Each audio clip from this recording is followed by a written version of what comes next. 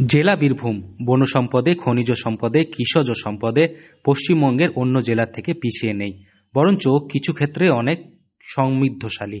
তবুও এখনো পর্যন্ত সেভাবে পরিকল্পনা অনুযায়ী সরকারি উদ্যোগে শিল্পায়ন গড়ে ওঠেনি। যদিও এলাকার স্বার্থে, জেলার স্বার্থে, রাজ্য তথা দেশের স্বার্থে এই উদ্যোগ অত্যন্ত জরুরি ছিল, কিংবা যা গড়ে উঠেছিল তার সুরক্ষা।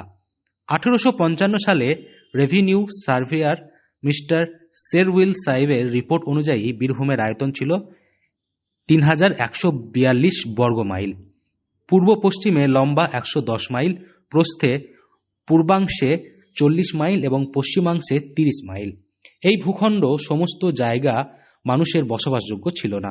পৃথক পৃথক অংশে বন জঙ্গলে, পাহাড়ে বিভিন্ন আদিবাসী জাতি উপজাতি মানুষেরা বসবাস করতেন। তবে বীরভূমের পশ্চিমাংশে সাঁওতাল পরগনা তথা বর্তমানে ঝাড়খণ্ডের দক্ষিণ পূর্বাংশে এবং বিহার সংলগ্ন বেশ কিছু অংশ ফাঁকা ডাঙা বা ডহরে পরিপূর্ণ ছিল। সেখানে না হতো চাষ, না ছিল সেরকম কোনো শাল, মহুয়া বা মোল সেগুনের জঙ্গল। তবে কোথাও কোথাও বহেরা, হরিতকি, বকুল বা বোল গাছ ছিল।